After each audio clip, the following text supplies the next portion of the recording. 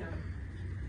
అలాగే ఈరోజు మా బీజేపీ మా టీం అంతా కలిసి ఈరోజు ఎమ్మెల్యే గారు ధర్నాలో కూర్చున్నారు. ఇది మర్జీ చేయమని, దానికి గాను ఈరోజు మేము కౌంటర్ ఇస్తున్నాం. బీజేపీ నాయకులు ఎమ్మెల్యే గారికి అది మర్జీ అవుతుందా కాదా, ఒక 6 months లోపల మర్జా ఎలక్షన్లా అనేది అక్కడ కేంద్రం చూసుకుంటుంది. ఇక్కడ నుండి పోయిన రాష్ట్ర ప్రభుత్వం సీఎం గారు చూసుకుంటారు. అయితే ఇప్పుడు ఉన్న సీఎం గారు గతంలో ఇక్కడ మల్కాజ్గిరి పార్లమెంటు ఎంపీ గారు, ఆయన డిఫెన్స్ కమిటీ మెంబర్ కూడా. గతంలో తన ఉన్న టైంలో ఇది మర్జీ కావాలని ఎన్నిసార్లు అంటే అతను గతంలో 4 సార్లు నామినేటెడ్ వచ్చినప్పుడు తను ఉన్నప్పుడు అది మర్జీ కావాలని ఆ రోజు ఎందుకు ఇంట్రెస్ట్ తీసుకోలేదు సీఎం గారు? అంటే ఇక్కడ అప్పుడు ఆయన మెంబర్ ఎంపీగా ఉన్నాడు. దాని తర్వాత ఇప్పుడు ఆయన సీఎం అయినాక 2 సంవత్సరాలు అయింది రేవంత్ రెడ్డి గారు. 2 సంవత్సరాల నుండి మరి ఎందుకు ఇంట్రెస్ట్ తీసుకుంటలేరు మర్జా ఎలక్షన్ల అనే విషయంలో? అది దానికోసము ఒక తనకు అవగాహన లేదు. ఎందుకంటే అప్పుడు ఆయన ఎన్ని ఉన్నాడంటే బీఆర్ఎస్ పార్టీలో ఉన్నారు ఇప్పుడున్న ఎమ్మెల్యే గారు. ఆయన కాంగ్రెస్ పార్టీ ఎంపీ అయితే ఈయన బీఆర్ఎస్ పార్టీలో అప్పుడు ఉన్నారు కాబట్టి తనకు తెలియదు ఆ విషయం. ఇప్పుడు మనకు హెచ్ఎండిఏ ఇది ఇప్పుడు వస్తుంది. దానికి ఇప్పుడు భూములన్నీ పోతున్నాయి పబ్లిక్. దాని గురించి ఏం స్పష్టత ఇస్తున్నారు అంటే ఎంత పోతుంది, వాళ్ళకు నష్టపరిహారం ఎంత ఇస్తున్నాము, 3 వంతులా 4 వంతులా అనేది దాని మీద పోయి మనం ఫైట్ చేద్దాం. ప్రజలకు ఇంతవరకు వాళ్ళకు నష్టపరిహారం అనేది చెప్పనే లేదు. ఎంత ఇస్తున్నాం అనేది వాళ్ళకు తెలియదు. ప్రజలకు వాళ్ళు నిద్రలేని రాత్రులు గడుపుతున్నారు. ప్రజలు ఎప్పుడు పోతుంది, ఎంత పోతుంది, అసలు మనకు వస్తుందా రాదా అన్న టెన్షన్లు ఉన్నారు. దాని మీద ఫైట్ చేయండి. దాని మీద మీతో పాటుగా మేము కూడా సీఎం ఆఫీస్ ముందు వచ్చి ధర్నా చేస్తాం. మనం ఏది చేసినా ప్రజల కోసం చేయాలి తప్ప ఇది విలీనం కావాలి ఇది కావాలి. అది అయ్యే టైం వచ్చినప్పుడు నువ్వు నేను ఎవరు మాపినాగదు, ఎవరు గమ్మన్నా కాదు, అది నడిచిపోతుంది. కానీ మనకు కావాల్సింది ఏంటి? ప్రజల అవసరాలు. టీపీటీ ఉంది. టీపీటీ అనేది 100 కోట్లు బకాయి రాష్ట్ర ప్రభుత్వం ఉంది. రాష్ట్ర ప్రభుత్వం నుండి నిధులు లేకుండా మీరు ఇవాళ పోయి ధర్నాలో కూర్చోవడం, ఆ ధర్నేలో అక్కడ కూర్చుందాం పండి, మీరు మేము కలిసి అందరం కలిసి మన కంటోన్మెంట్ డెవలప్ చేసుకోవడానికి కూర్చుందాం. మనకు వచ్చే డబ్బు కోసం కూర్చుందాం. మన ప్రజలకు న్యాయం జరిగే విధంగా మనం దానికోసం పోరాటం చేద్దాం తప్ప ఇది అన్ని చేయడం అది వేస్ట్ అని నేను చెప్తున్నాను. ఇప్పుడు మహిళలకు సీఎం గారు ఏమిచ్చిండ్రు హామీలు? ప్రతి మహిళకు 2500 రూపాయలు ఇస్తా అని చెప్పిండ్రు. కానీ ఇంతవరకు ఏం అమలు చేసిండ్రు? దాని మీద ఫైట్ చేద్దాం అందరం కలిసి. ప్రతి ఒక పింఛన్ 2000 వచ్చే పింఛను 4000 అన్నారు, 4000 వచ్చే పింఛను 6000 అన్నారు హ్యాండిక్యాప్. మరి దానికోసము ఇంతవరకు ఏది అంటే ఒక రాష్ట్ర ప్రభుత్వం ఇచ్చిన హామీలు ఏది నెరవేర్చడం లేదు, ఒక బస్సు తప్పిస్తే. దానికోసం ఫైట్ చేద్దాం మనం అందరం కలిసి. ఆ ఫైట్లు కరెక్ట్ ప్రజలకు ఉపయోగపడేటి ఫైట్లు. ఇది వేస్ట్. నువ్వు చేసినా మేం చేసినా ఎవరు చేసినా జరిగే టైంలో జరుగుతుంది. కేంద్ర ప్రభుత్వం రాష్ట్ర ప్రభుత్వం సీఎం గారు పీఎం గారు చూసుకుంటారు. అలాగే ఇప్పుడు కళ్యాణ లక్ష్మి ఉంది. కళ్యాణ లక్ష్మి ఇదేదో ఇవ్వాలి ఏదో చెక్ ఇచ్చినట్టు, దాంతో పాటు తులం బంగారం ఇచ్చిర్రా? అది లేదు. మరి హామీలు ఇచ్చి 6 హామీలు అంటారు, 400 హామీలు అంటారు, 100 హామీలు ఇచ్చి దాన్ని ఏమి నెరవేర్చకుండా వాటి కోసం ప్రజల కోసం ఫైట్ చేయాలి తప్ప ఇప్పుడు నువ్వు ఇక్కడ ధర్నా కూర్చుంటే మాత్రం అయ్యేదేముంది? వాళ్ళకు డబ్బులు రావు, బంగారం రాదు, ఏది రాదు కదా. అంటే ప్రజలకు ఉపయోగపడే పనులు మనం చేయాలి. ప్రజలకు ఇచ్చిన హామీలు మనం నెరవేర్చాలి. తప్పిస్తే తప్పుదో అని ఏదో పక్కన వాళ్ళంతా టీఆర్ఎస్ వాళ్ళు ఏదో ధర్నా చేస్తున్నారని దానికి సంబంధించి దాన్ని ఏదో డైవర్ట్ చేద్దామని ఇవి చేయడం కాదు. మీరు నిజంగా మీకు చిత్తశుద్ధి మీకుంటే నడవండి, సీఎం ఆఫీస్ ముందు ధర్నా చేద్దాం అందరం కలిసి. మనకు వచ్చే బకాయిల కోసం ధర్నా చేద్దాం, మన ప్రజల నష్టపరిహారం కోసం ధర్నా చేద్దాం, మన మహిళలకు తుల బంగారం కోసం చేద్దాం, 2500 రూపాయల కోసం చేద్దాం. ప్రతిదీ ఉన్నది మనం ధర్నా చేసుకోవడానికి, మన ప్రజలకు మనం మేలు చేసేదానికి అని నేను ఈ రోజు ఇక వాటర్ విషయానికి వస్తే ఏమన్నా అంటే వాటర్ మేము మంచిగా 6 ఇస్తున్నాం అనేది 60 అని అంటారు తప్ప ఇంతవరకు ఆ వాటర్ అసలు ఇంప్రూవ్ కాలేదు. ఈ రోజు ఎన్నో ఫోన్లు వచ్చినాయి, 4 నుండి 5 రోజుల వరకు వాటర్ వస్తలేదు. నడవండి అక్కడ వాటర్ HMW ముందర చేద్దాం మనం పోయి ధర్నా.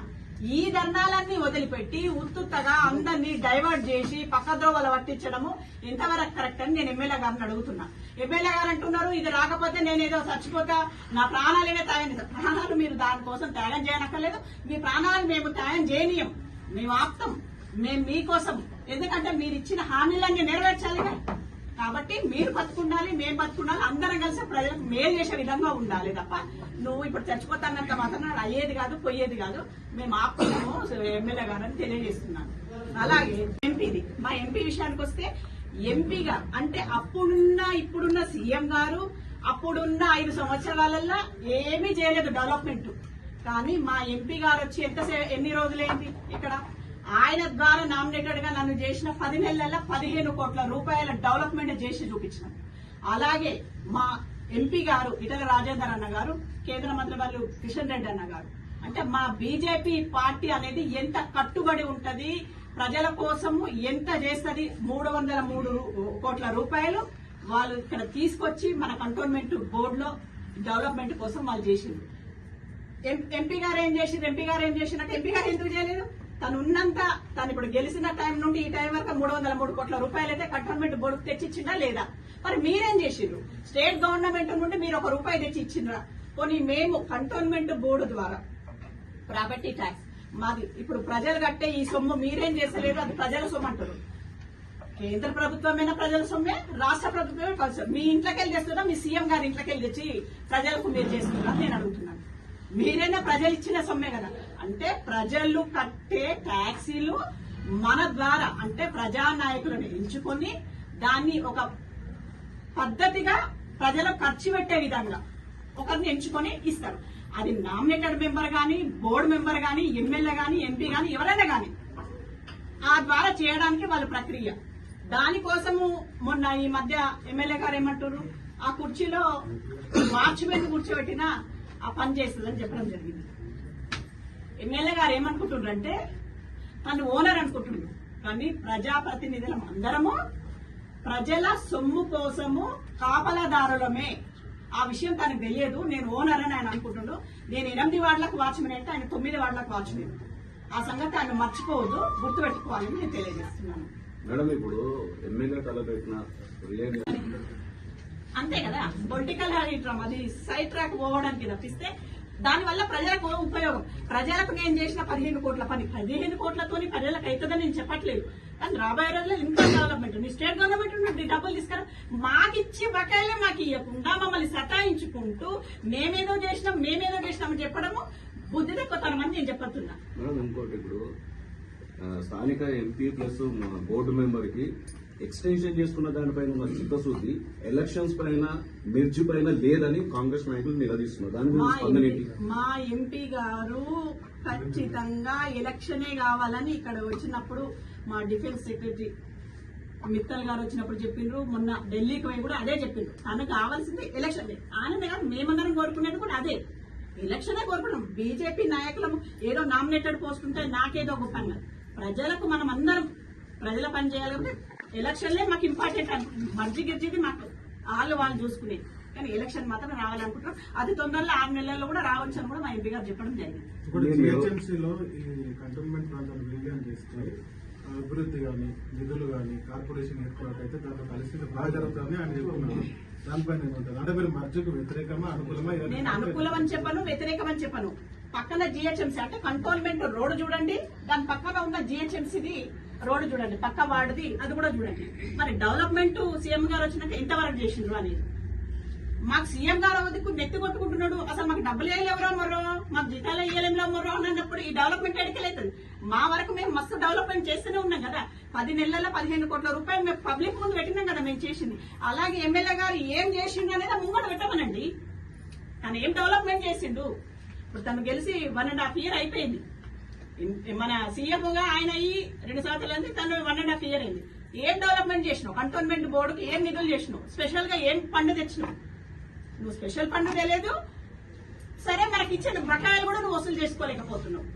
అంటే ఇప్పుడు కాంగ్రెస్ వ్యూహాత్మకంగా రేపు జరగబోయే జంతర్ మంతర్ దగ్గర కాంగ్రెస్ ఎంపీలు ప్లస్ ఎమ్మెల్యే వీళ్ళ ఆధ్వర్యంలో ఓ ధర్నా జరగబోతున్నది. అంటే మీ బీజేపీ వైపు నుంచి కూడా ఉన్నత శ్రేణులు కూడా ఏమైనా వెళ్ళే ఆలోచన ఉన్నారా? మీరు మీ ఎంపీలను తీసుకోవడం, మీరు వాళ్ళని కలిసి ఏది చేస్తుంది అనేది కేంద్రం ఆలోచిస్తుంది. మనం మామూలుగా మాట్లాడుకున్నంత ఈజీగా కాదు కాబట్టి ఇది అది రక్షణకు సంబంధించింది. అంటే ఇక్కడ మనకు మిలిటరీ అంతా ఉంటుంది కాబట్టి ఆ రక్షణకు సంబంధించింది కాబట్టి రక్షణ శాఖ మంత్రులు వాళ్ళు చూసుకుంటారు. మీ పార్టీ ఆలోచన వరకే ఉంది, ఆచరణ లేదు. అందుకే మేము ఆచరణ పెడుతున్నాం, యుద్ధం చేస్తున్నాం. వాళ్ళకు మన కంటోన్మెంట్ బోర్డు అంటే మామూలు అంటే ఇప్పుడు అక్కడ యుద్ధాలు జరుగుతున్నాయి అంటే దేశాన్ని కాపాడమంటున్నారా, ఇప్పుడు వీటి కోసం చేయమంటున్నారా? దేశాన్ని రక్షిస్తున్నారుగా. ఇది మామూలుగా అంటే ఇప్పుడు మీకు ప్రజాప్రతినిధులను లేకపోతే ఒక మెంబర్ ని పెట్టి మీకు పన్ను డెవలప్మెంట్ ఆగట్లేదు. ఎక్కడ డెవలప్మెంట్ ఇప్పుడు ఇదే ప్లేస్ లో 8 మంది, నేను 8 మంది నాయకులు వద్దనట్లేదు, కానీ 8 మంది నాయకులు వచ్చినా అదే డెవలప్మెంట్ ఉంటుండే కదా. ఇప్పుడు మొత్తం కుంటి పట్టిపోయింది, వీళ్ళు ఏం చేయలేకపోతున్నారు నామినేటెడ్లు అంటే ఓకే, కానీ మేము చేస్తున్నాం కదా. బీజేపీ పార్టీ చేస్తుంది కదా. బీజేపీ పార్టీ ప్రజల పక్షాన ప్రజల కోసం ప్రతి నిమిషము మేం గాని మా కార్యకర్తలు గాని కన్వీనర్లు మా ప్రెసిడెంట్లు ప్రతి ఒక్కరూ ప్రతి నిమిషం ప్రజలలోనే ఉంటున్నాం కదా. ప్రజా సమస్యలు తెలుసుకుంటాం, ప్రజా సమస్యలను తీరుస్తున్నాం. ఓకే. ఇప్పుడు సీఎం గారు ఆల్రెడీ ఉండగా ఇన్నిసార్లు ఢిల్లీకి వెళ్తున్నారు కదా, మరి తనేం చేస్తున్నారు? సీఎం గారు ఏం చేస్తున్నారు?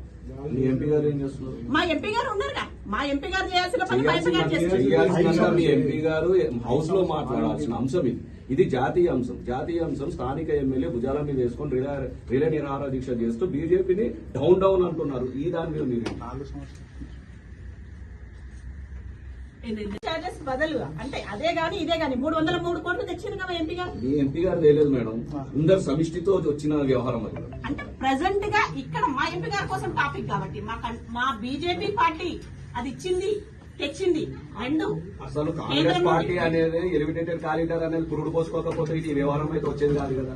అంటే మాది అదే ల్యాండ్ ఇవ్వకపోతే అది కూడా అంటే ఒకదానికి ఒకటి ముడిపడి కాబట్టి మీరు క్రెడిట్ గోయింగ్ ఎంపీ అనొద్దు. ఎమ్మెల్యే చెప్పేది ఏంటంటే ఇంత ఫైటింగ్ పోరాట పట్టిన ఉన్న ఈటల ఇప్పుడున్నటువంటి మా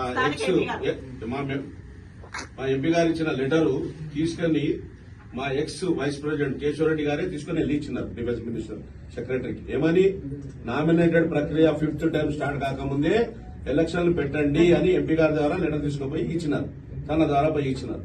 ఎంపీ గారు గిట్ట రికమెండ్ చేసింది. నో స్టిల్ ఈ రోజు గిట్ట మళ్లీ ప్రక్రియల నామినేటెడ్ రినివల్ చేయమని చెప్పలేరు, ఎలక్షన్లు పెట్టమనే లెటర్ ఇచ్చినారు. ఈ ప్రక్రియ రినివల్ రొటీన్ లో వచ్చినది తప్ప రికమెండ్ చేసింది కాదు. ఎంపీ గారు డైరెక్ట్ గా ఎలక్షన్లు పెట్టమన్నారు. ఈ రోజు నువ్వు ఎక్కడ కదిలించినా 4 నెలలు 5 నెలలు ఓపిక తినండి, మీరు ఎలక్షన్లు వస్తే ఎలక్షన్కే పోండి.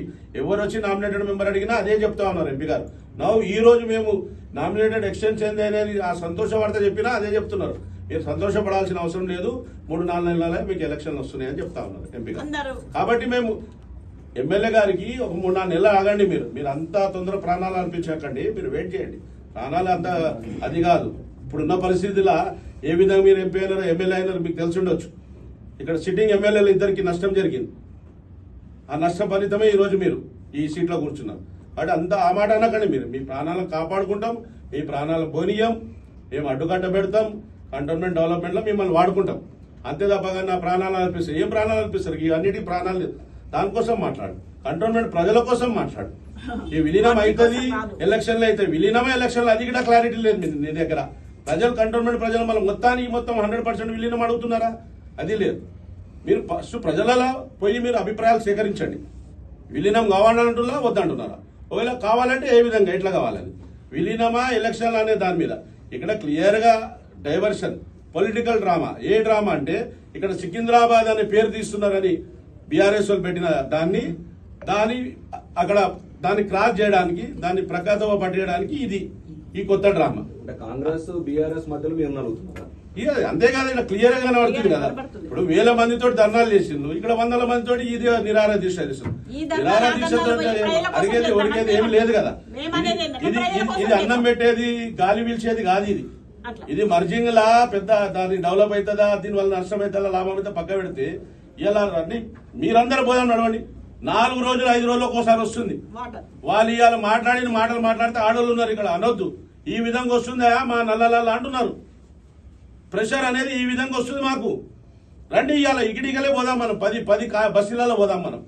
5 రోజులకు 4 రోజులకు వాన ఇది చలికాలమే ఈ విధంగా ఉంటే రేపు ఎండాకాలం మీరు ఏ విధంగా మాట్లాడతారు?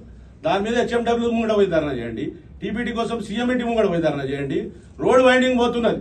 ఇవాళ ఎంతమంది 6 మంది హాస్పిటల్లో ఉన్నారు. ఆ జేఏసీని పోయి మీరు కదిలియండి. ఇవాళ జేఏసీ వాళ్ళు చెప్తారు ఒకరు ప్రాణం పోయింది, 5గురు చావు బతుకులు ఉన్నారు. అసలు మాది 200 ఫీట్లు పోతుందా, 150 ఫీట్లు పోతుందా, 250 ఫీట్లు పోతుందా?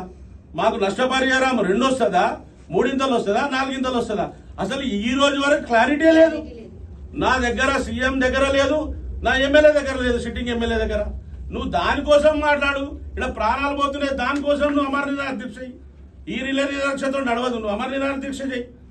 అది దాన్ని సక్సెస్ చేసుకోవాలంటే నీ కంటోన్మెంట్ ప్రజలు నిన్ను ఎలక్ట్ చేస్తే దేనికో దాన్ని పట్టుకొని పాకులాడుతున్నావు. దాని పేద పోస్టర్లు గిస్టర్లు వేసి టెంట్ వేసుకొని కూర్చుంటున్నావు. అది కాదు. ఈ సమస్యల మీద వాటర్ లేదు, టీపీటీ డబ్బులు లేవు, రోడ్డు వైండింగ్ సమస్యలు ఉన్నాయి, స్పెషల్ బడ్జెట్ లేదు. ఇవి మాట్లాడు, దీనికోసం మాట్లాడదాం.